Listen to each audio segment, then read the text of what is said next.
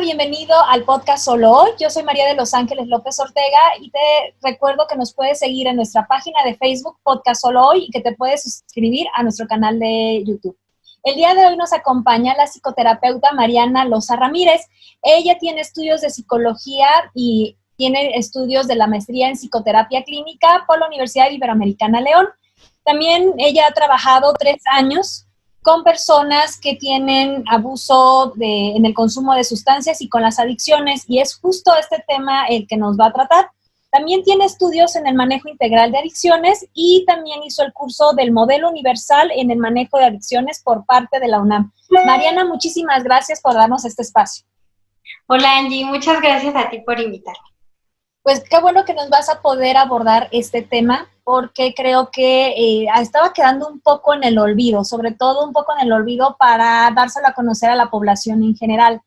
Se habla mucho acerca de la importancia del cuidado de la salud mental y se ha hecho mucho énfasis en el manejo de la depresión, del estrés, de la ansiedad. Pero no sé, entre las personas que se dedican a la salud mental, sí ha sido un tema de conversación el problema del abuso en el consumo de sustancias, en las adicciones, pero no es un tema que se haya tratado mucho de dar a conocer al resto de la población. Y entonces te agradezco que vengas a hablarnos de este tema. Sí, pues te digo gracias a ti y creo que se entiende de alguna manera.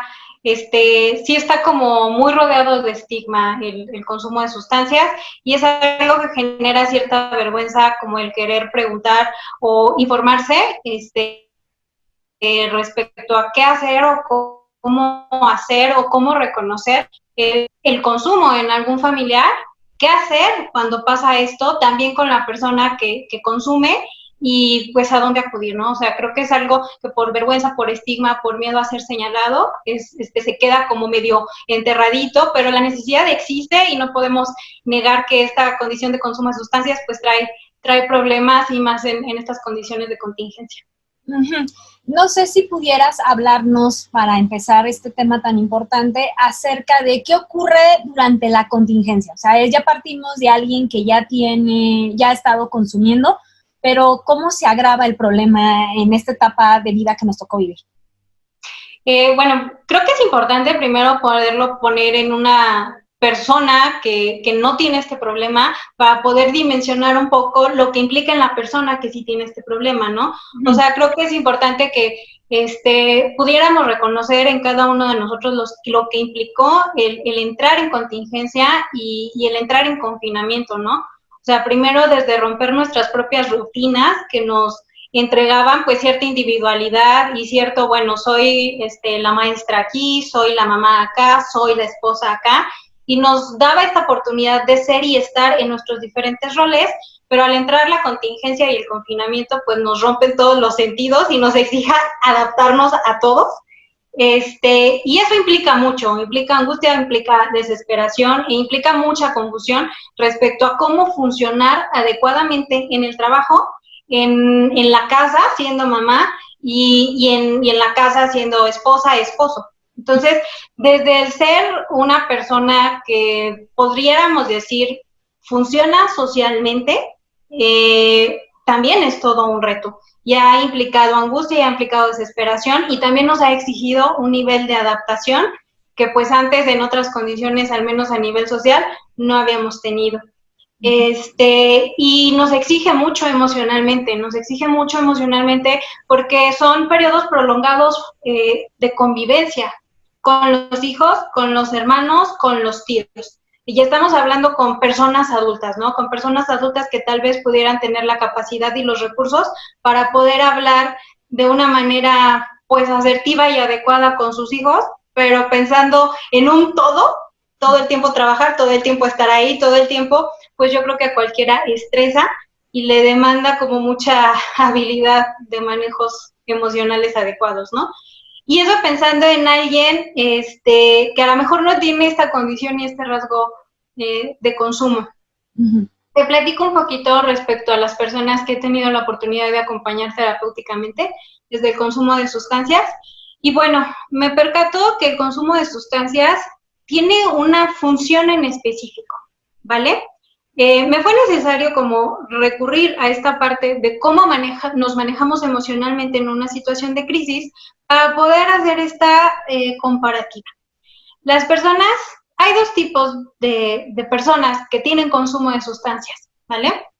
El normal o el funcional, que podríamos hablar de personas que quieren festejar algo, que quieren convivir o algo por el estilo, y bueno, el consumo socialmente más aceptado es el alcohol, y está normalizado de alguna manera. De hecho, tú ves los comerciales en la televisión y son de, sí, brindemos, sí, como muy normalizado para el manejo de emociones agradables, y toda esta parte. Y esos serían los tipos de personas que son consumidoras, ¿no? Por ejemplo, de alcohol. Pero hay personas que le entregan función en específico a la sustancia. Y en general hay muchas sustancias. Si es necesario, pues podemos ahondar a los signos, síntomas de cada sustancia, pero funciones emocionales para poder elaborar. Por ejemplo, me doy cuenta, la mayoría de mis pacientes son hombres, y me doy cuenta que lo utilizan como para no enfrentar emociones de tristeza, de desesperación o de angustia, y cuando lo utilizan desde las emociones que podríamos catalogar como agradables, que es el festejar, el compartir, pues también es algo que está ahí, ¿no? Pero pensando en que lo utilizan en angustia, desesperación, tristeza, y la contingencia es algo que nos demanda de una forma importante a cualquiera de nosotros, pues esto se agudiza, ¿no? En una condición natural, con una persona que consume sustancias, el no consumir, y que ya depende del consumo de sustancias, el no consumir genera rezagos en el cuerpo, o bueno, cruda, para quien haya vivido esto con el alcohol, las diferentes sustancias generan algo parecido. Por ejemplo, las sustancias que se consumen más recurrentemente en Guanajuato, al menos las que yo he atendido, es alcohol, los solventes e inhalables, marihuana, y con un pico importante, súper importante, es el cristal.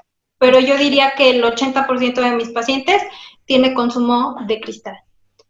Y está como peligroso esto, porque el cristal es una sustancia estimulante que cuando se consume llega a un grado de euforia importante, en el que las personas que no estaban o que no tienen el influjo del cristal no se atreverían, pero las personas cuando ya consumen el cristal se atreven. Entonces esto los vuelve violentos, los vuelve desesperados, y bueno, les da una sensación de yo puedo con el mundo y contra el mundo, ¿no?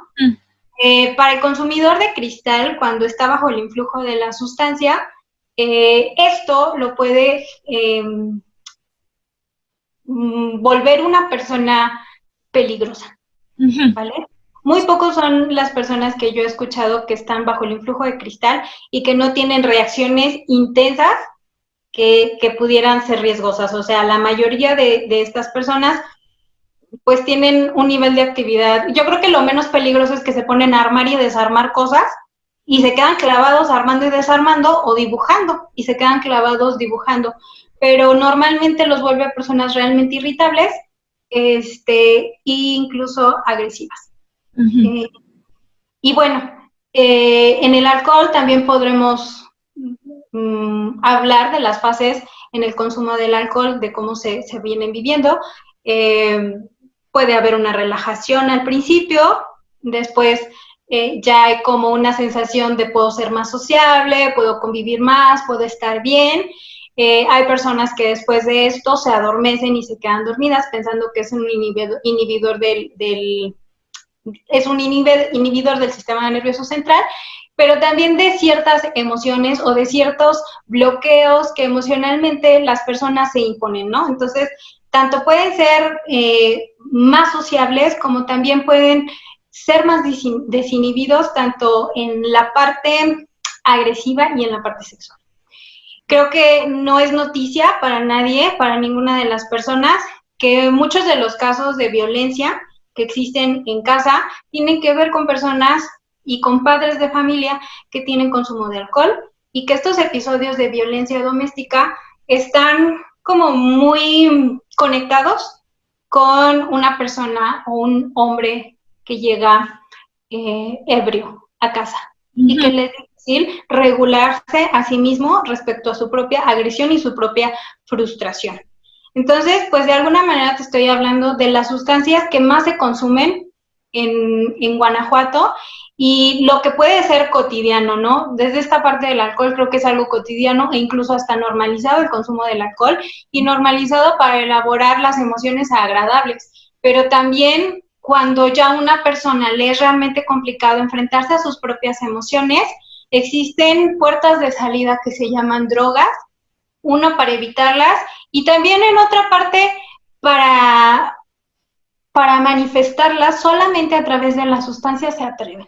Y esto es peligroso y las consecuencias son peligrosas. O sea, lo más cotidiano de lo que te puede hablar y de lo que más he visto es lo que puede acontecer bajo el consumo de alcohol y bajo el consumo de cristal. La marihuana y los inhalantes son un poco más nobles, que por eso no estoy diciendo que sean buenos, pero son un poco más nobles a la hora de manifestar el influjo o para detectar a una persona que ha consumido, porque de alguna manera los inhalables son algo parecido al emborrachamiento que se maneja con el alcohol. Hay como esta dificultad motriz, dificultad en la articulación, pero como tal, este manejo de impulsos o la dirección de la agresión es más hacia sí mismo que hacia el otro, o sea, que también se pone en riesgo a él, pero no pone en riesgo a otros. Y en la marihuana poco a poco va generando dependencia, pero también tiende como a bajar el nivel de energía, a bajar y más concentrarse en el pensamiento y en las sensaciones que pueden producir las personas que están bajo el influjo de la marihuana. Entonces, pues es algo grave el pensar en consumo de sustancias y confinamiento, ¿vale?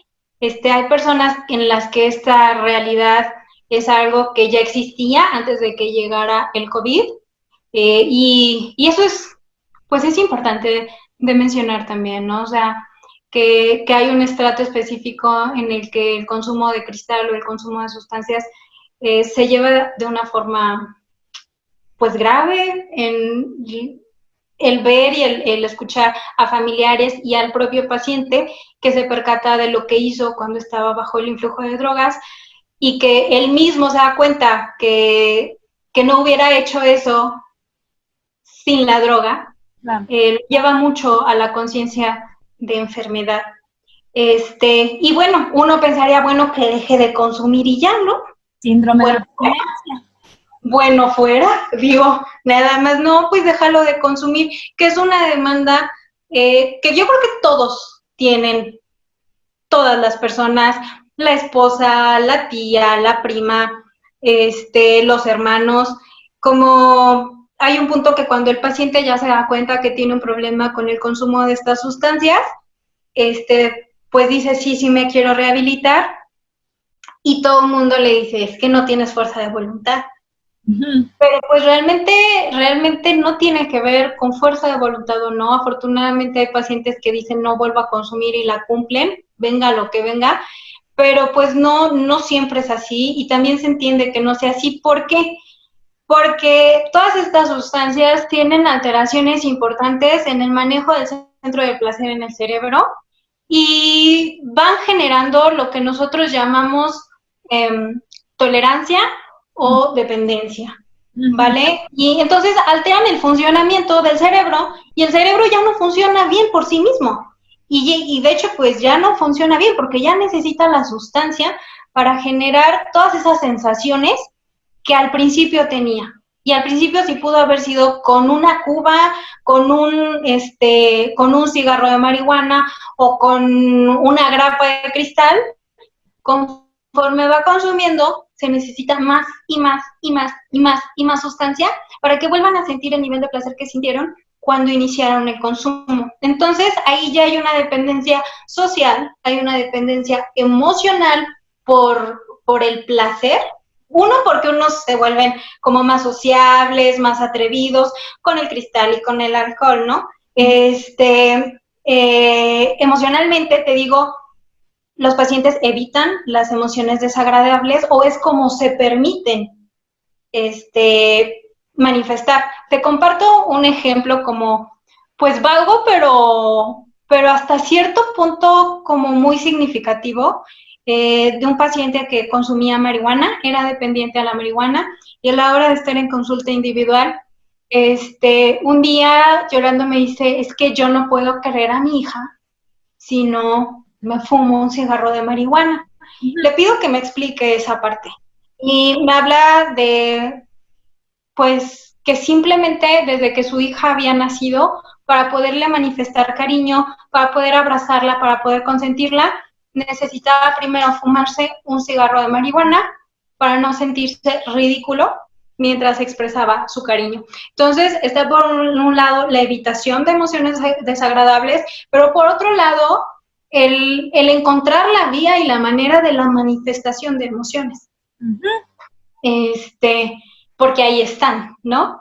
Sí. Y bueno, o sea, se me fue un poquito el punto, pero ahorita me regreso. Y de cómo tiene la sustancia este papel de ayudar a manifestar o inhibir ciertas emociones y que tienen que ver con el contexto cultural. En este caso, me imagino que es un varón a quien le cuesta trabajo demostrar afecto porque lo relacionaba con lo ridículo y entonces como para poder hacerlo necesitaba de una ayuda química, ¿no?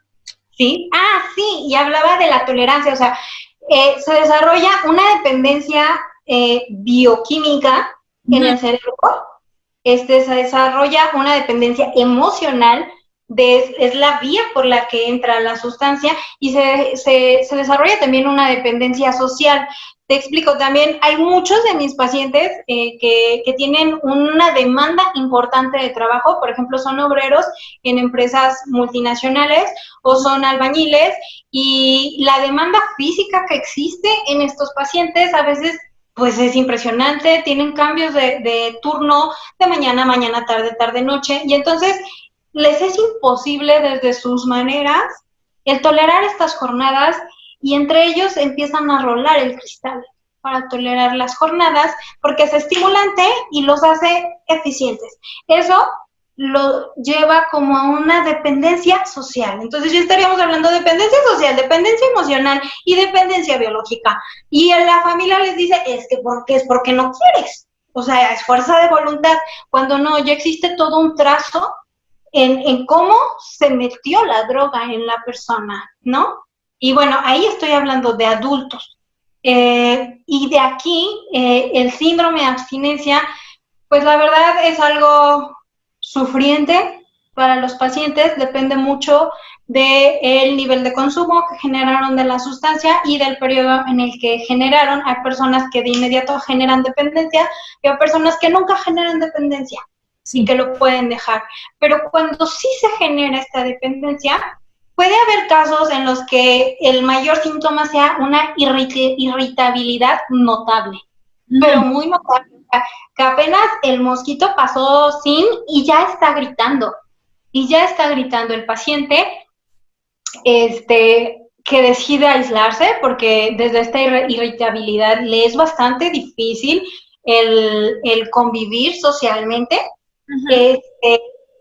Hasta hay pacientes que pueden llegar a un quiebre. ¿Un quiebre en qué sentido? Sobre todo cristal y un consumo prolongado de alcohol. También marihuana, incluso marihuana, si hay un antecedente de esquizofrenia o de trastorno bipolar en la familia y tú no lo tienes y consumes marihuana, se puede acelerar todo este proceso para que se detone. Entonces, pues pueden llegar a las alucinaciones, ¿no? Ya existe como esta parte de alucinaciones auditivas en cristal y visuales. Reportan mucho el escuchar voces o el ver sombras. Después de que lo consumen, como haz de cuenta, les baja el efecto y como al día, a los 2 días aparece todo esto. Entonces, como que ellos mismos muchos reconocen que tiene que ver con un efecto a posteriori del efecto que buscan del cristal.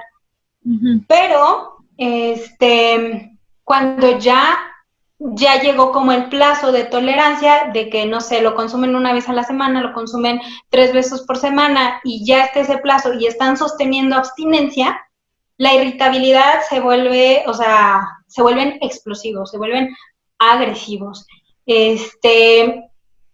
Además de que se puede presentar toda esta parte de las alucinaciones. Es una ventaja cuando la persona reconoce que no son reales, pero cuando le es difícil diferenciar la realidad de los juegos de la mente por el consumo, es muy, muy, muy peligroso. Entonces, desde ahí es recomendable que la familia genere redes de apoyo, ¿no? Que entere a las personas de su confianza, porque tampoco se trata de estigmatizar a la persona que consume, que entere a las personas de su confianza como para saber moverse si llega a pasar algo. Si se pueden generar delirios de que la esposa le está poniendo el cuerno, de que la familia le quiere hacer daño. Y bueno, recurrir a los centros de atención públicos es una opción porque es evidente que se necesita medicamento psiquiátrico para estabilizarlos. Cuando ya llega un punto en el que la persona es agresiva, sin dudarlo, mandarlo a un centro de internamiento, ya sea San Pedro o ya sea clínicas de rehabilitación. Sin embargo, cuando las personas reconocen la realidad de las alucinaciones, estaríamos con una gran ventaja y sería llevarlo con un especialista, ¿no? Con un especialista, ya sea terapeuta con manejo de adicciones o en los centros de atención primaria en adicciones que todo el estado tiene. Hay 8 centros, entonces accesibilidad por alguna vía existe para que se le dé atención psicoterapéutica y también un soporte farmacológico. Que haya el psicólogo o el psiquiatra es el que es como más, pues el que le toca, ¿no? De alguna manera hablar de los medicamentos que estabilizan en los síndromes de abstinencia. Estoy hablando en este momento del síndrome de abstinencia que puede ser más crudo, que es el del cristal, pero pues después, por ejemplo, en el síndrome de abstinencia del alcohol, cuando ya llevan años, también existe algo que se llama delirium tremens y también empiezan a alucinar. Cuando ya hay una dependencia de años del consumo de cristal, hay ahí algún problema con el metabolismo de las vitaminas y terminan con alucinaciones importantes. Y también es importante internar. Y bueno, no quisiera pensar como en alguna intoxicación o algo por el estilo. Estamos pensando en que sí existiría abstinencia y que sí existiría como una parte, pues de participación, valga la redundancia, de la persona que consume para dejar el consumo, ¿no? Y bueno, pues si de por sí las condiciones de la contingencia son complicadas, sumándole esta característica, pues pueden ser un poco crudas, pero yo creo que siempre y cuando se establezca una red de apoyo y buena comunicación entre los familiares, siempre hay vías y siempre hay maneras de poder llevar a flote como todas estas condiciones. Pero pues bueno, en general más o menos es lo que tengo como por aportar. En este sentido, no sé si exista como alguna pregunta que también sea importante como plantear, ¿no? En este tema. Yo creo que ya en parte de la dinámica de este podcast, no sé si pudiéramos empezar con las recomendaciones y no sé si pudieras iniciar con la recomendación hacia el familiar que detecta que quizás algún ser querido o sí, pareja, hijo, padre, pudiera estar consumiendo y qué hacer.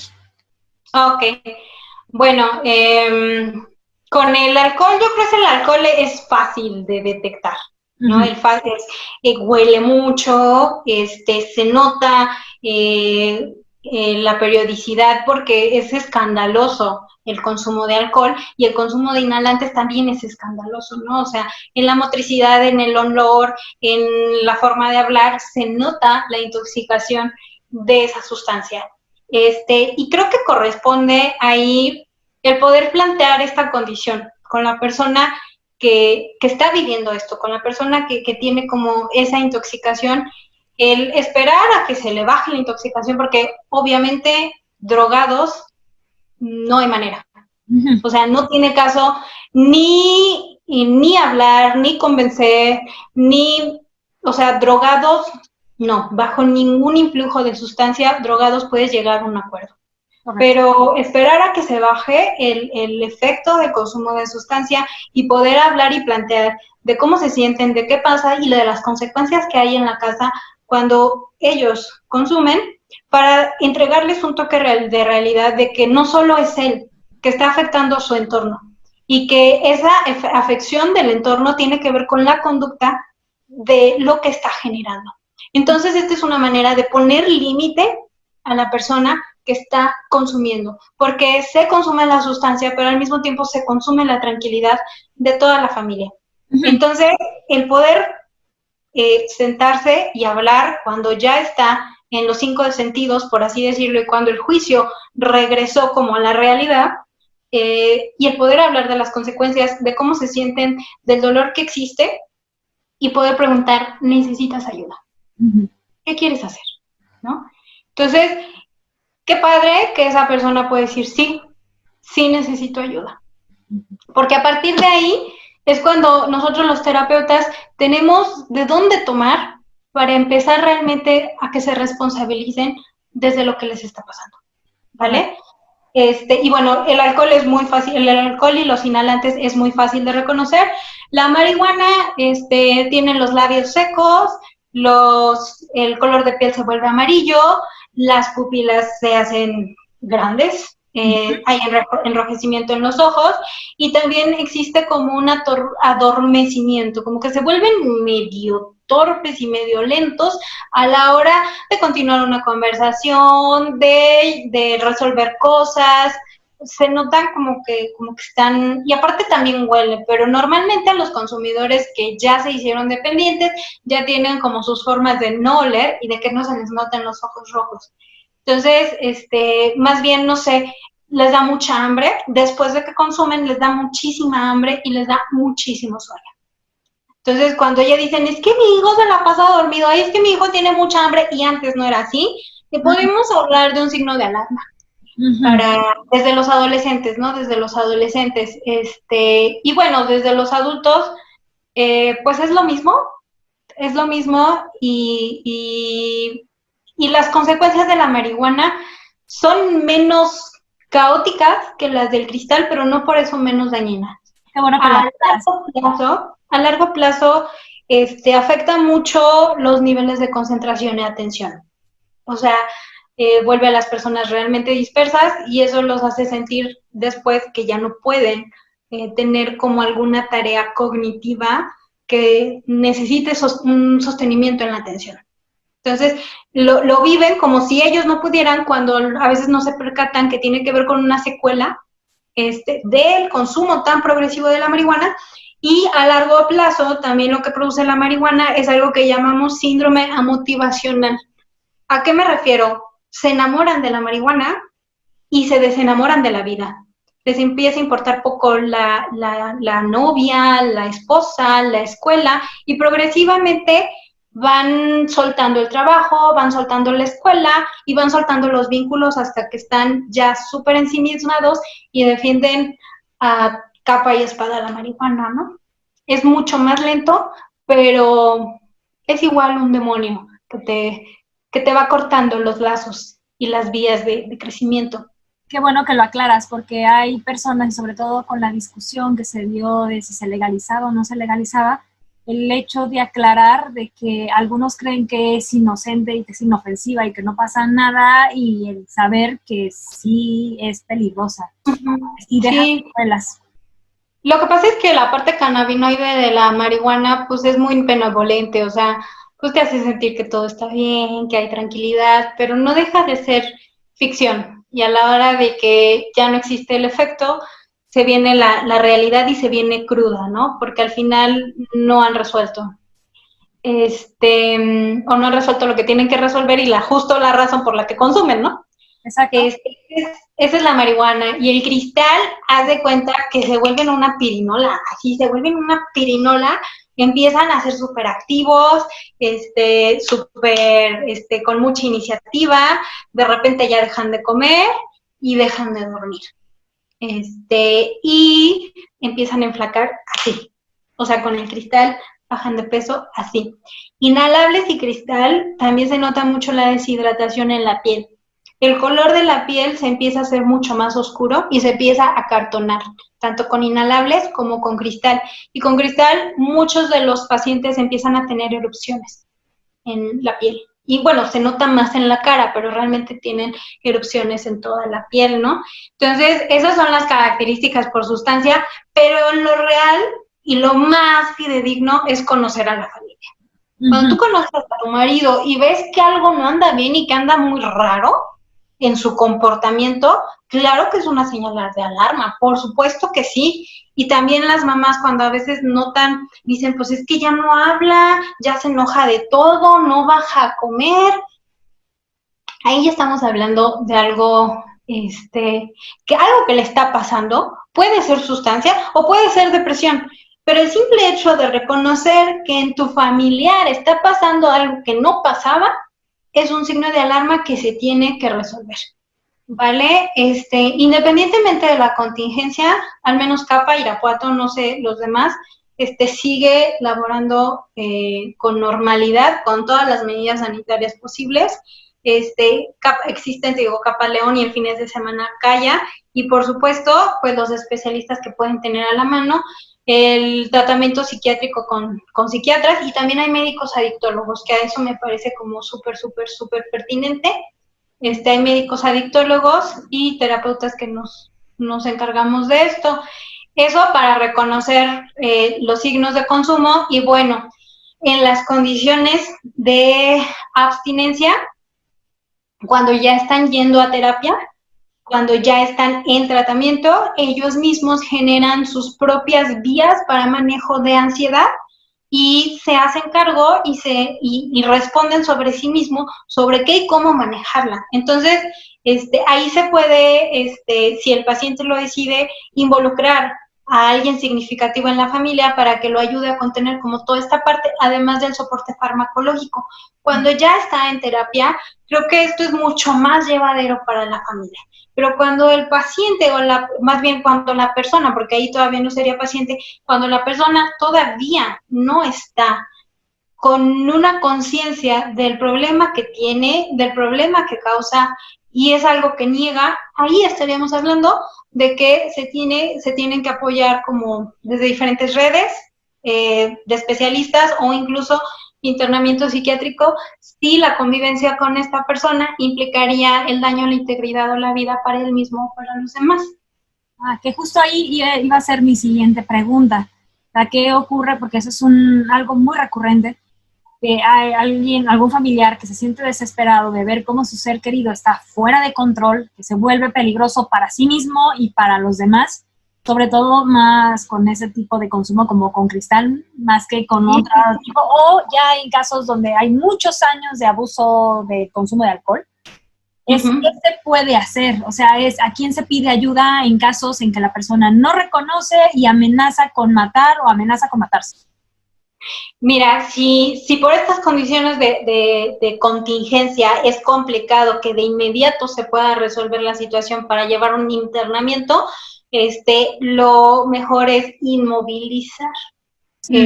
Mantener inmovilizando con alguien, o sea, con personas que acudan, llamando a algún psicólogo, llamando a algún psiquiatra, pero desde ahí, existe la infraestructura como por parte del gobierno del estado para, pues existe el internamiento en San Pedro, por una parte, existen líneas de atención, ayuda a la salud mental, que también pueden ir conteniendo a la persona que está conteniendo para que emocionalmente y también le vaya dando formas y vías para bajar como toda esta parte de la atención, pero yo pensaría en inmovilizar y hacer lo más rápido posible como la vía para comunicarse a San Pedro, ya sea a través dar el número, ubicar me es difícil tener, a la mano no tengo los números, pero en internet con un clic, claro. O sea, puedes decir Capaleón, San Pedro o Centro de Internamiento, con un clic en internet lo tienen a la mano para poder llamar y poder ir, o sea, incluso te pueden dirigir así a San Pedro y decirles urgencias, pero encargándose de tenerlo inmovilizado. Bien, eso está, ese dato que das me parece que va a ayudar a muchas personas para saber por dónde empezar. ¿Cómo hacerle, verdad? Ajá. Sí. Y la siguiente pregunta estaría encaminada acerca de, bueno, basta con que la persona que está consumiendo o está abusando de alguna sustancia reciba atención psicológica, psicoterapéutica, ¿o qué ocurre con todas las demás personas que están alrededor? Es importante que la persona tenga conciencia, como esta conciencia de enfermedad, y pueda decir, sí, tengo un problema, pero a veces, como ya trabajando en todo esto, nos damos cuenta que también existen como situaciones muy específicas en la familia que, aunque no se den cuenta, nutren el problema de consumo, ¿no? Entonces, cuando detectamos todo esto, pues es importante el abrir una sesión con la familia y literal, por una parte, que ellos nos compartan qué sienten, qué les pasa, cómo lo han trabajado, cómo lo han manejado, qué han hecho, que ellos también tengan un espacio de contención respecto a lo que han vivido, porque se viven muchas cosas con estas situaciones, y darles este espacio. Incluso he trabajado con grupos de familiares, con familiar adicto, pero después poderle poner este nombre de enfermedad. Y entender y ayudarles a entender que su familiar está haciendo el mayor esfuerzo que puede hacer para dejar la sustancia. Y por otro lado, pues no sé si existe como esta parte, porque hay un punto en el que desde esta desesperación de que dejen la sustancia empiezan a perseguirlo. Y se vuelve como todo una situación, aunque no quieran, de poder, de te estoy vigilando y estoy viendo, de seguro ya andas así. Y esto, en vez de ayudar a la persona que consume con la decisión que ha tomado de dejarlo, lo empieza a hacer sentir frustrado y pensar que no tiene sentido la decisión que ha tomado, porque nadie lo ve de otra forma, porque también ya rompieron toda la confianza de que robaron, destrozaron, les importó poco una cita porque las dejaron plantadas o algo por el estilo. Entonces, se sienten muy avergonzados por una parte de los pacientes, y también la familia se siente enojada, ¿no? Entonces, es como ayudarlos a entender esta parte, que puedan manejar la frustración también entre ellos mismos, que puedan ubicar soluciones, que puedan tener una comunicación directa con la persona que tiene consumo respecto a cómo abrirles la confianza y hacerles saber que pueden hablar de qué les pasa y cómo se sienten. Pero por otro lado, el que no se alimente una dinámica de persecución. Porque a veces pensamos que la solución es no consumir, y nos es difícil ver el entorno. Algo que me pasa mucho cuando trabajo con adolescentes, sobre todo con adolescentes, es trabajar con papás y acompañarlos para que vean que el problema en sí no es el consumo de las sustancias. Sí. El problema en sí es el manejo de límites, un pobre manejo de límites en casa. El manejo en sí tiene que ver con diferentes figuras, que a veces está con la abuelita, que a veces está con la tía, que a veces está con el primo, que a veces... Y no hay una figura como tal que pueda brindar cariño y protección y darle como un sostenimiento seguro a estos adolescentes, además de que socialmente pues son vulnerables por esta reforma de los adolescentes, en la que como tal ya no van a prisión. Desgraciadamente estamos llenos de cárteles en Guanajuato, y los cárteles los buscan para cometer delito, ¿no? O sea, para que ellos trafiquen, para que ellos se vuelvan, no sé cómo les llaman, pero tiradores, pues. Y todos estos chicos que son la mano de obra del narco son adolescentes. Y son adolescentes porque no tienen una red de pertenencia. Y a veces todo esto va en casa. Y lo más fácil es pensar que el adolescente tiene el problema, cuando el objetivo sería como acompañar a los otros a darnos cuenta que es importante que seamos más cercanos. Uh-huh. Que a lo mejor no tenemos todo el tiempo del mundo para poder estar cuidando a nuestros hijos, pero que nos acerquemos lo suficiente emocionalmente para poderle transmitir a nuestros hijos un acompañamiento emocional, y desde este acompañamiento emocional podamos tejer una figura que represente autoridad y que pueda generar límites en el comportamiento del adolescente. A veces se piensa que ya están grandes, que ya saben. No, los adolescentes los necesitan y necesitan la autoridad en casa. Uh-huh. Te agradezco muchísimo, Mariana, que nos hayas explicado pues, con tanto detalle, pero además de manera muy sencilla para acercar a las personas a este tema tan importante. Y sé que les vas a dar respuesta quizás a muchas personas que ahora mismo están sufriendo violencia en casa y que quizás esta violencia está relacionada con el abuso en el consumo de varias sustancias. Uh-huh. Pues yo te agradezco mucho. Te agradezco mucho a ti, Angie. Sabes que me encanta verte. Siempre es un gusto verte y escuchar. ¿Dónde te pueden contactar si alguien está interesado en saber más o en buscar atención contigo? Ok, pues puedo entregar mi teléfono. Uh-huh. Es 462-123-4261. Y bueno, soy la psicóloga, psicoterapeuta Mariana Loza Ruiz. ¿Estás ahorita atendiendo también a distancia por medio de...? Sí, cuando son como casos ya muy específicos, doy la primera consulta de forma presencial, pero sinceramente la cosa está bastante complicada ahorita. La verdad sí siento cierto riesgo para todos, tanto el paciente como para mí, y sí estoy atendiendo en línea, Angie. Uh-huh. Bueno, para que las personas lo sepan, y más porque nos ven aquí de diferentes lugares de la República, y entonces... Ajá. Para que tengan, bueno, la información de alguien que se dedica a la atención de estos casos de cuando hay abuso en el consumo de sustancias. Ok. Muchas gracias, Mariana, por habernos dado esta plática. Un gusto, Angie. Gracias. Gracias. Y a ti que nos ves aquí en el podcast Solo Hoy, te recuerdo que nos puedes seguir en nuestra página de Facebook y en nuestro canal de YouTube, y nos vemos en la próxima entrevista. Hasta pronto.